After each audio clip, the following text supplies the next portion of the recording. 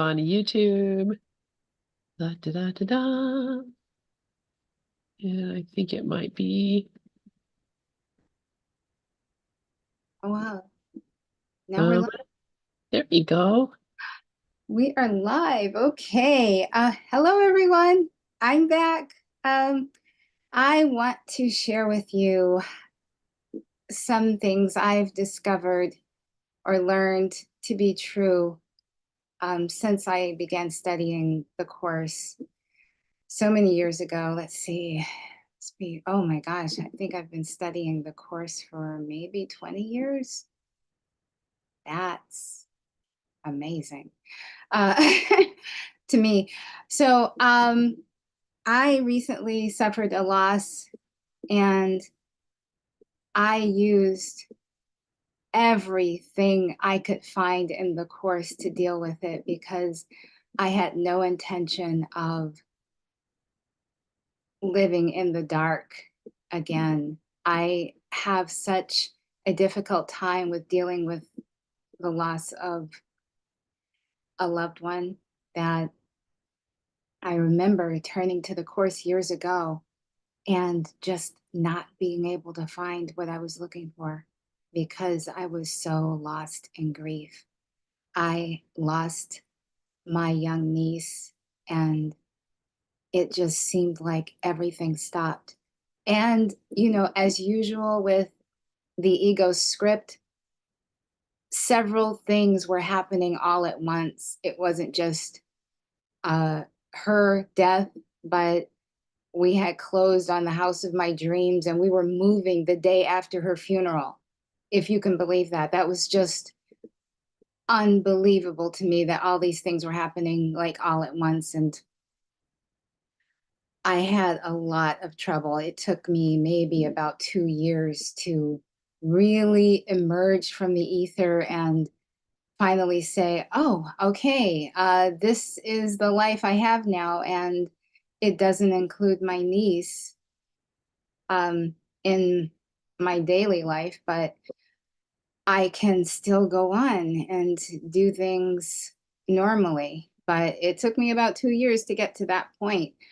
This time, I have to say that everything I needed to reassure me was in the course, and I was able to find it quite easily in the manual for teachers. So I am going to read today what the course says about death in the manual for teachers. And this is absolutely wonderful. And I hope that you will be able to draw strength from it as I have. So, what is death? Death is the central dream from which all illusions stem. Is it not madness to think of life as being born, aging, losing vitality, and dying in the end? We have asked this question before, but now we need to consider it more carefully. It is the one fixed, unchangeable belief of the world that all things in it are born only to die. This is regarded as, quote unquote, the way of nature, not to be raised to question, but to be accepted as the natural law of life. The cyclical, the changing and unsure, the undependable and the unsteady, waxing and waning in a certain way upon a certain path. All this is taken as the will of God. And no one asks if a benign creator could will this. In this perception of the universe as God created it, it would be impossible to think of him as loving. For who has decreed that all things pass away, ending in dust and disappointment and despair, can but be feared. He holds your little life in his hand, but by a thread, ready to break it off without regret or care, perhaps today. Or if he waits, yet is the ending certain. Who loves such a God knows not of love. because he has denied that life is real. Death has become life's symbol. His world is now a battleground where contradiction reigns and opposites make endless war. Where there is death, is peace impossible. Death is the symbol of the fear of God. His love is blotted out in the idea, which holds it from awareness like a shield held up to obscure the sun. The grimness of the symbol is enough to show it cannot coexist with God. It holds an image of the Son of God, in which he is laid to rest in devastation's arms, where worms wait to greet him and to last a little while by his destruction. Yet the worms as well are doomed to be destroyed as certainly, and so do all things live because of death. Devouring is nature's law of life.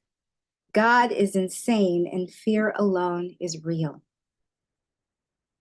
The curious belief that there is part of dying things that may go on apart from what will die does not proclaim a loving God, nor reestablish any grounds for trust.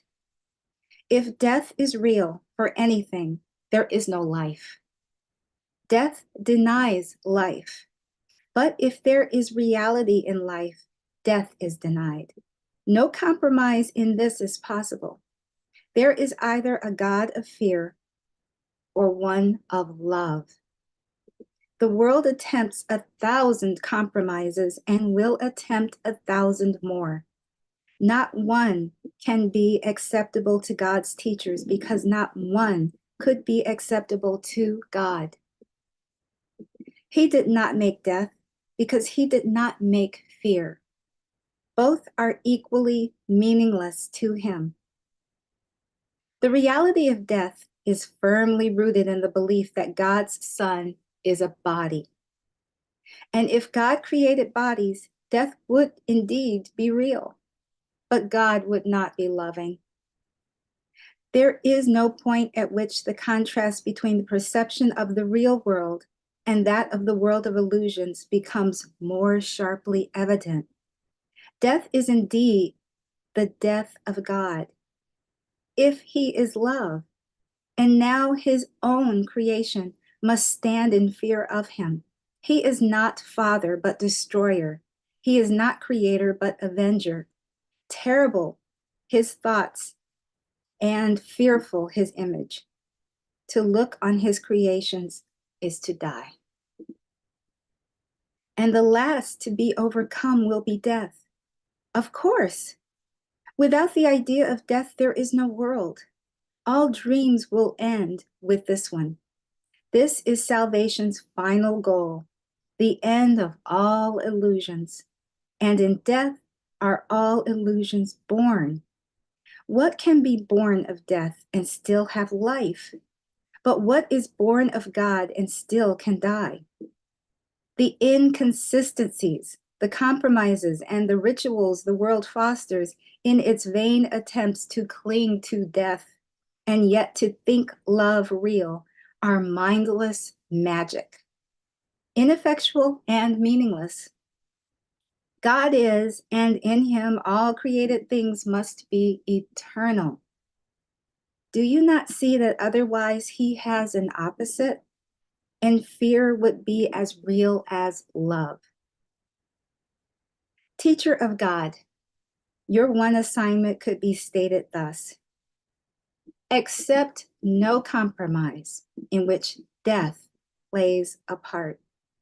Do not believe in cruelty, nor let attack conceal the truth from you. What seems to die has but been misperceived and carried to illusion. Now it becomes your task to let the illusion be carried to the truth. Be steadfast but in this. Be not deceived by the reality of any changing form. Truth neither moves nor wavers, nor sinks down to death and disillusion. And what is the end of death? Nothing but this, the realization that the Son of God is guiltless now and forever. Nothing but this. But do not let yourself forget it is not less than this.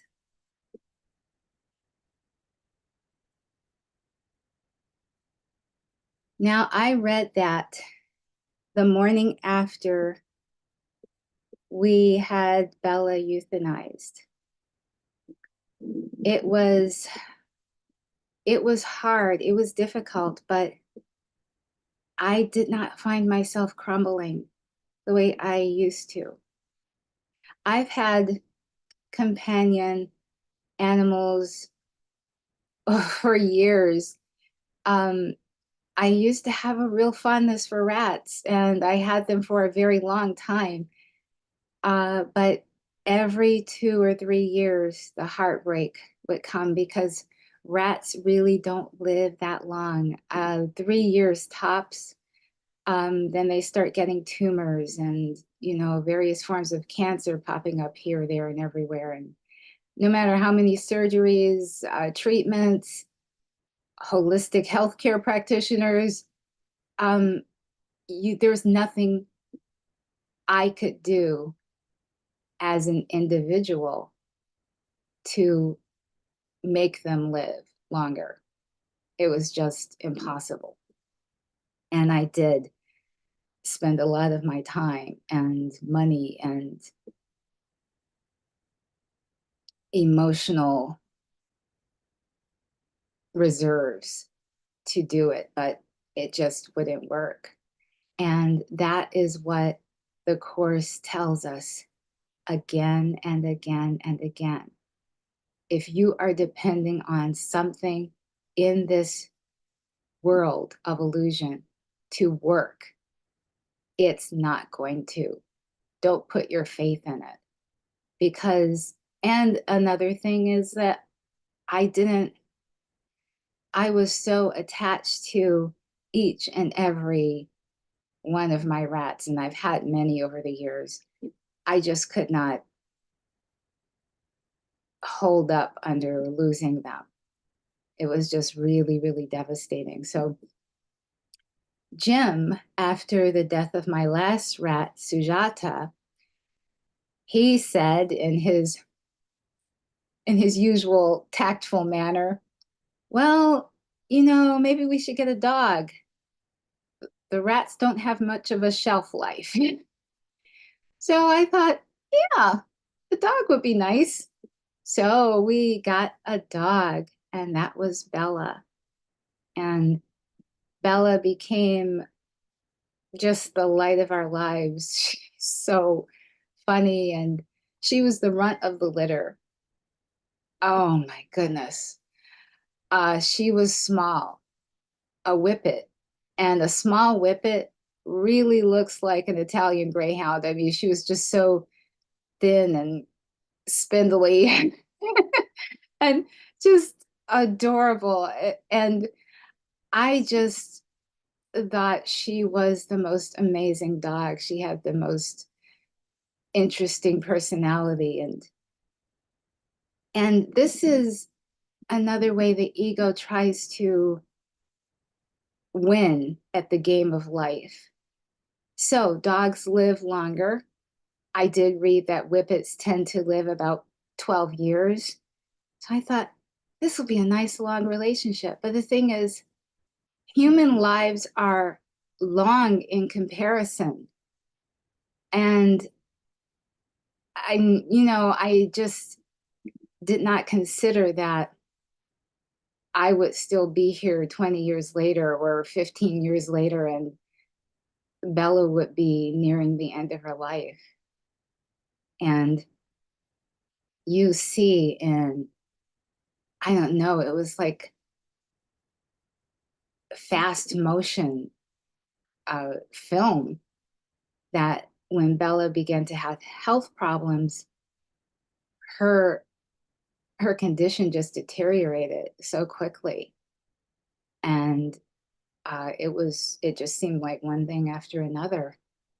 And watching her, occasionally I would say, "You are Christ, whole and innocent, all is forgiven and released." And sometimes it would bring me comfort.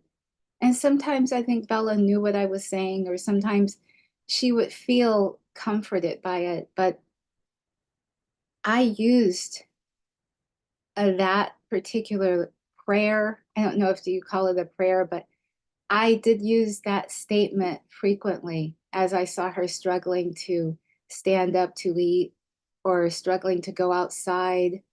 Um, and I knew that the end was coming, and I knew that we would probably have to do something to help her make her transition. Um, I just, it was something that I kept trying to put off, but that's what the ego does. It tries to fool you into thinking that you have some control over anything.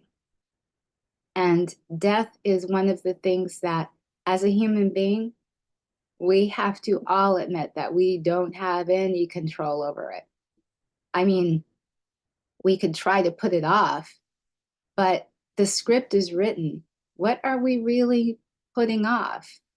Because the hour, the very second of our death is actually already determined. There was nothing I could have done that would have made Bella live a day longer. Or there was nothing I could have done to save my niece. Realizing that, and realizing that it is an illusion, because I will be with my niece and Bella, all of my rats. I will be with them again in the oneness. Reading, that's where reading Disappearance of the Universe really, really did help me, because I didn't get the sense of the oneness until Art and Persa explained it in detail. And yeah, so when I meet up with Bella again, she won't be a frail dog struggling to get up and drink water. She will be with me and I will feel her. And that's what I'm doing right now. I wake up and for a few days after she made her transition, I did feel like I would see her. And then I remember, oh, she's not here. And it would overwhelm me for like 5 seconds. And then I would go back to what the Course says. We are having a dream of separation.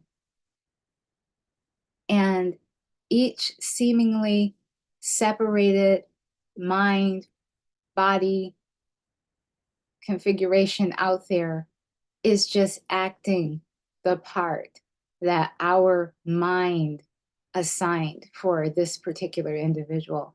And Bella came into my life and I was very happy with her. What a great dog. What a great companion. Um, what a funny personality. um, but I now feel like Bella's with me all the time now. She's not somewhere where I have to go get her.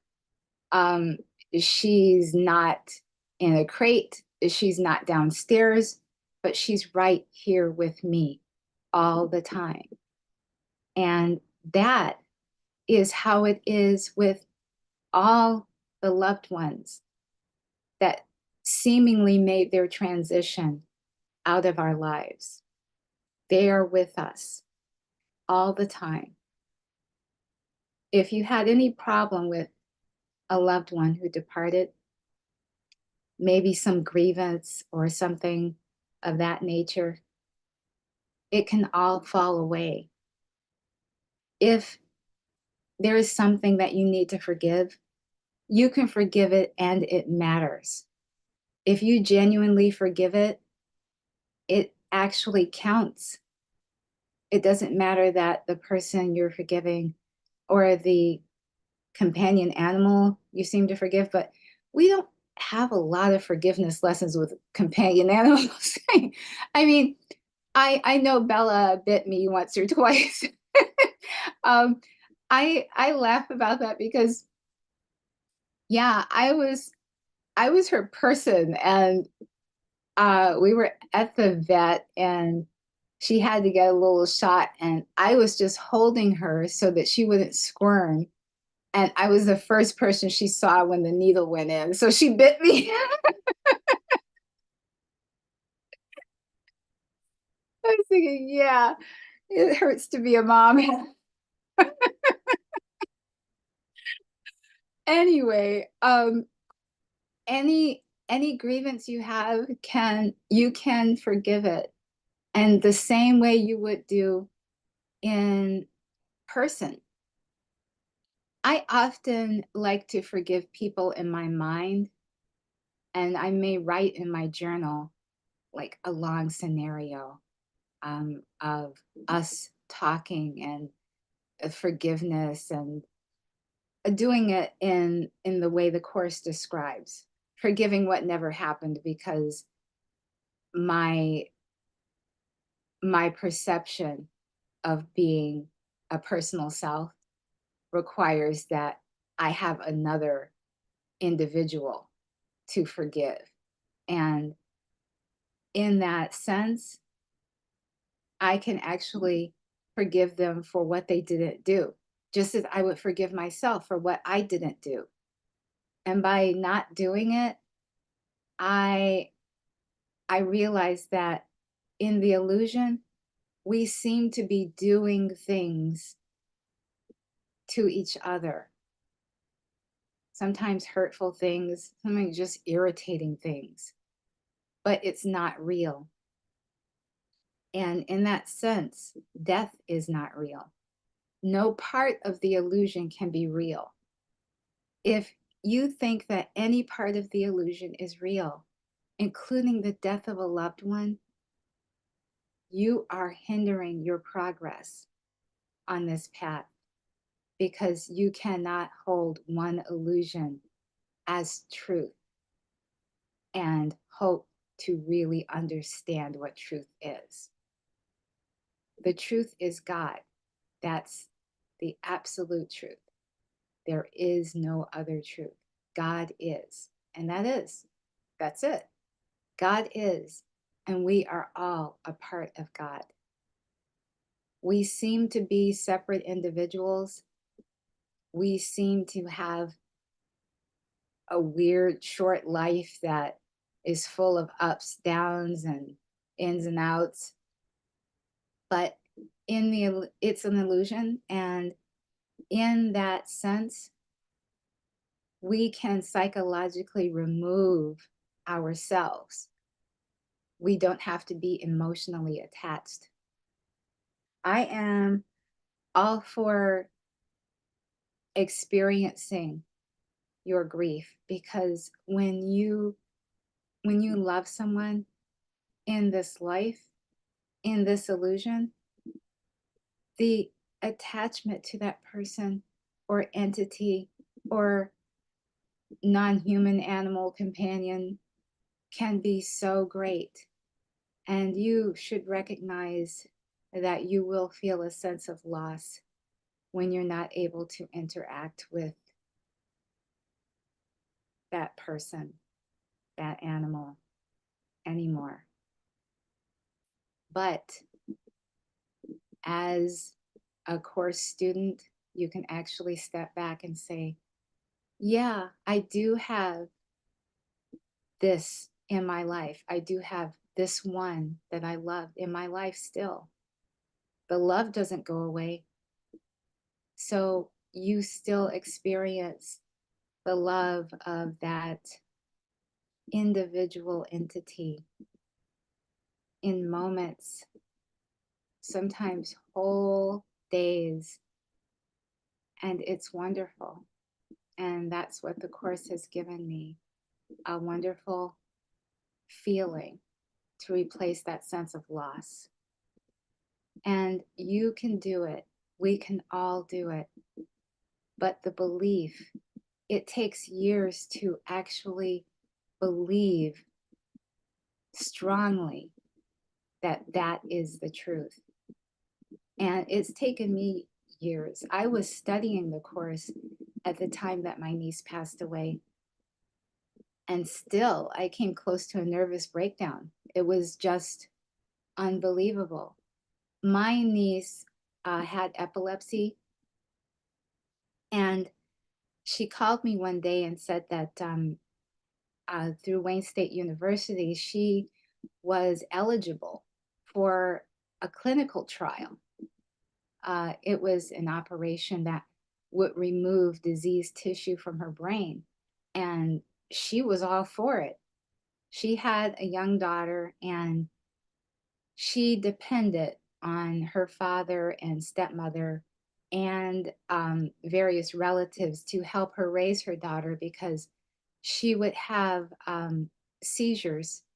Um, they were small, petite mal seizures, and she wouldn't she would emerge from them not knowing where she was or being seriously disoriented. And she thought that was very unsafe. She didn't drive. She thought she could actually raise her daughter alone if she could greatly reduce or eliminate the seizures. So she had the operation, and it seemed to be a success. In fact, I have to say that it was successful. However, when she returned home, she was in the care of her stepmother when she had an aneurysm. And the ambulance came rather quickly, but she just didn't make it. It was, and I remember um, that day was just unbelievably stressful. Jim and I were talking about um, things about the new house and what we were going to do. And um, we had already lined up movers. I hadn't packed one thing. I was going back and forth to the hospital to see my niece. And um, I mean, and my mom was sick at the time too. So I was going to her place to see her, and then to the hospital, and then home to make dinner. And oh, it was a stressful time. And I was also thinking in the back of my mind, when am I going to have time to pack some of this stuff? It's like a whole house of stuff. And um, I got a call. We were having dinner, and I got a call um, from my niece's stepmother, and she said, uh, "She's in the hospital. You need to come right away." And I I just dropped everything and I drove there. And between between you and me, I'm not the best driver when I'm upset. I missed the turn once, twice, three or four times. I just I was like too upset. I was crying. I couldn't see straight. I finally got to the hospital, and all my family was there except for my mom. It was my other niece, her kids, my nephews, and that's when I found out that she just didn't make it. And that was the moment that everything went dark. I wasn't thinking about the course, um, even though I had been studying it for a little bit, maybe about, I don't know, 5 years, something like that. So I didn't think about the course right away, even though the book was right on my nightstand. I I could barely find the energy to go to bed, but I did. And I do remember thinking, Why did this happen? That is a big ego trap, wanting to know why. Why? The ego wants to know why about everything. What difference does it make? I mean, when you find yourself asking, why did this happen? I hope that there is something inside that will say, what difference does it make? Can you go back and change the why? I mean, no, you can't. You can't do anything. You can only go forward. So asking why um, is pointless. And yeah, I know that a few friends and even Jim suggested that, you know, there was something wrong with the operation. Um, you know, perhaps there is need for litigation. I did not buy into that, thank goodness, because it was a successful operation. The fact that Tia died of an aneurysm, I really think that the surgeons did the best they could. This was a clinical trial, and it was her decision.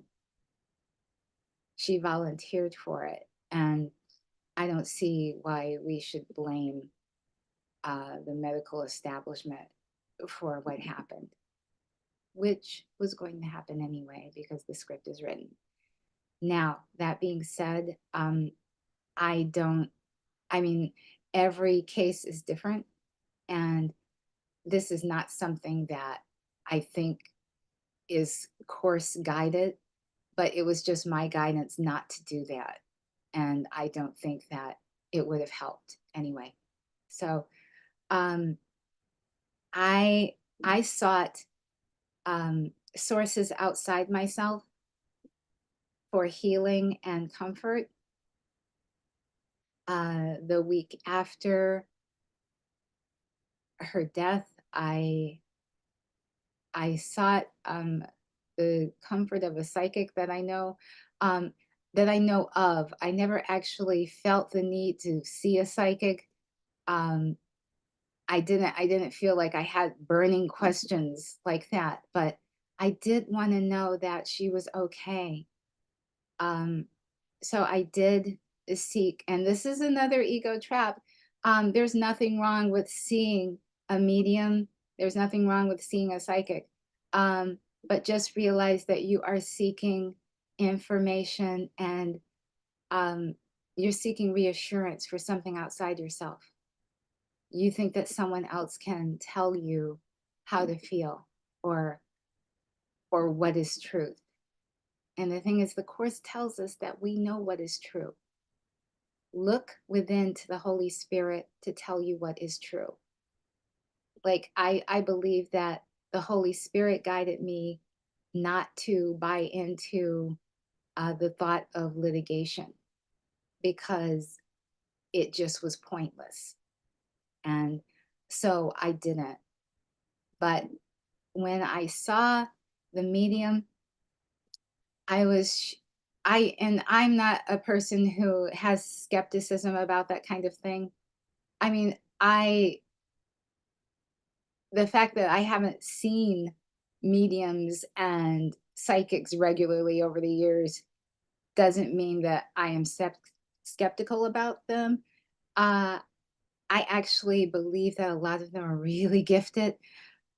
So tell, I didn't tell this medium anything about my niece. Um, but I did get information that seemed to be directly from her. There is something she used to say, um, a sweet thing she used to say at the end of our conversations over the phone. And she would say it each and every time. And no one could know that. It was just something amazing. And when I heard it, I knew that she was speaking to me. And I was reassured, and I never had to see a medium again. But that was probably in the script, that I would have that experience so that my mind would be at ease.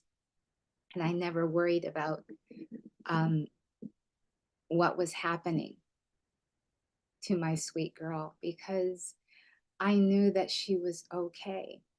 She was fine.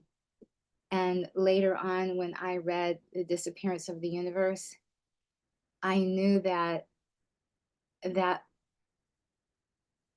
death was actually a million times better than experiencing pain and physical discomfort, um, not not being able to control what your body does, which seems to be what we all go through. So yeah, that was an experience, and I would definitely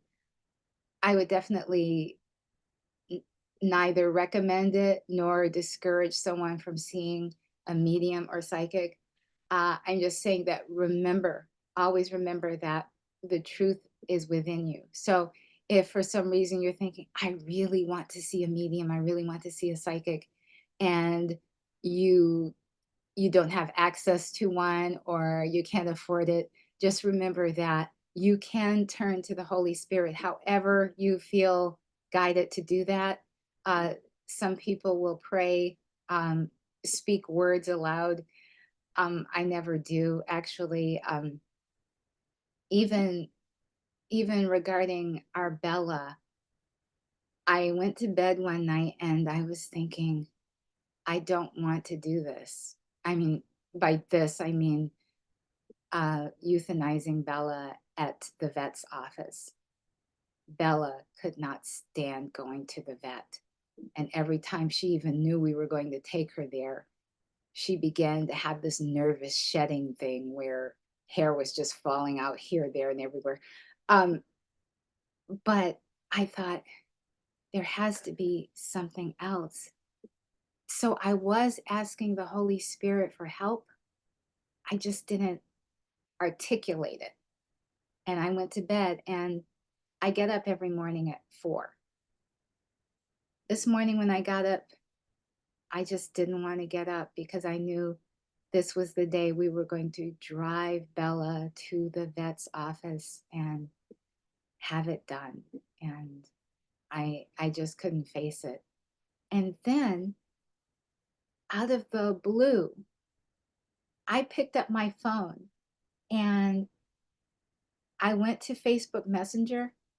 I looked for the name of our former vet who retired, and I sent her a message. Now, the memory of what our former vet does now, it didn't come to me throughout this whole process of Jim and I deciding what we should do about Bella. It just didn't come to my mind because I was too it was my thinking was too clouded with grief and whatnot. But I remembered that Christine, our former vet, actually was providing home euthanasia for suffering pets. And this is what she was doing since she closed her practice. And she was so busy. That's why at 4:15 I sent this message to her in hope that she might see it that day or the next day, and maybe we could get on a schedule or something if she had any openings at all.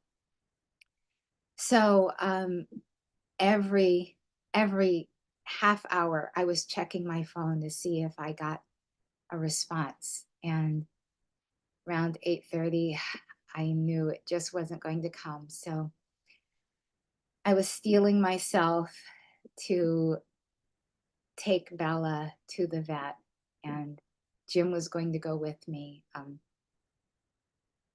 And then I got the response, and she did have an opening. It would have been the following Tuesday. So we had a good 5 days to say our goodbyes and to treat her like a queen. And it was wonderful to have that time. And I know Jim wanted to move forward that day, but I, I this felt so right for Bella to make her transition surrounded by the home she loves, the room she loves, and the people she loves. And that's what we did, and that's the way we did it. And it was the most beautiful, wonderful experience. I was holding her paw and I was holding her. Um, and she went quickly in her sleep. And it was just so beautiful. I will remember that forever. And that's the experience I wanted, not a tearful goodbye in a vet's office. That just didn't feel right to me. And the Holy Spirit actually gave me that memory because my memory was not coming to me during the whole process of trying to decide what we should do to end Bella's suffering. So that actually was an example of the Holy Spirit. And the thing is, if you ask, even if you don't, get on your knees and clasp your hands together and pray, just wanting to know what to do is a request to the Holy Spirit. And if you listen, the answer will come. And that will happen every time the Holy Spirit is available to each and every seeming individual. And the answer will always come in a way that you can perceive and understand and that you can accept. Um, I, I mean, having been a student of metaphysics for probably since I was 10, I'm open to quite a few things. Um, I'm open to hearing actual voices. I'm open to a lot of things, but I would have to say that it doesn't have to be bells and whistles. Sometimes it can just be a memory saying, "Hey, reach out to this person," or um, "You don't remember this, but this person is doing such and such, and you really need to reach out to this person." And that having that moment, that moment of prescience, like at 4:15, was just the Holy Spirit. It was nothing else, and I am so grateful, so grateful. So whenever I am feeling like I don't know what to do and just confused and whatnot, just get quiet. And even if you only say in your mind, "I'm confused, I don't know what to do," something will come to you. And the Holy Spirit's voice is the voice for God, and it is soft and it's gentle and it's quiet. So if you have a lot of thoughts and your brain is just a cacophony of conflicting ideas and thoughts, just get quiet. You don't have to be um, very, very astute at meditation. A lot of us aren't.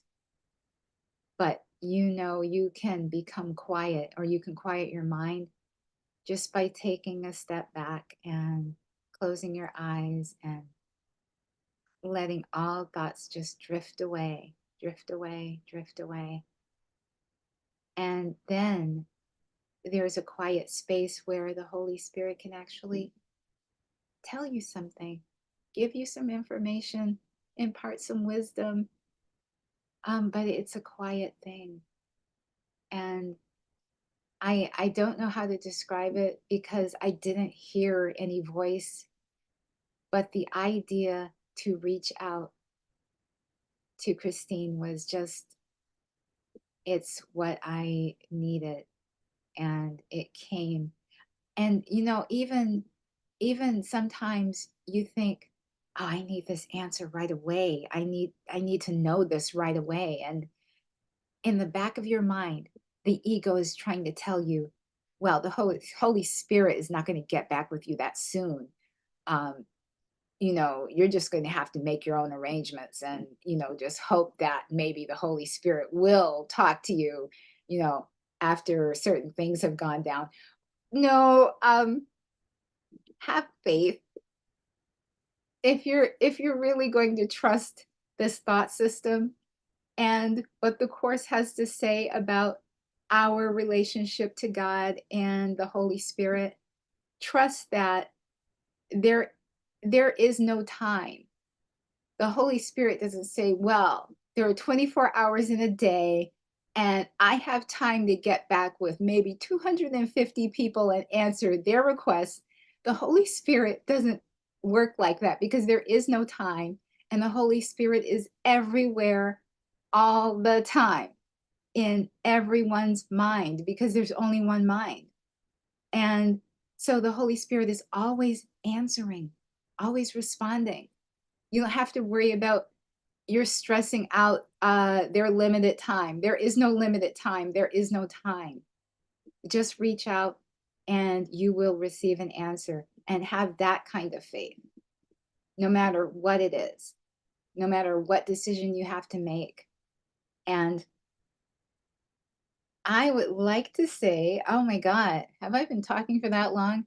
This has been a very this has been a very wonderful time, and I feel like sharing this is going to help someone going through this, because it doesn't matter whether you lost your niece, your sister, your mother, your father, your husband.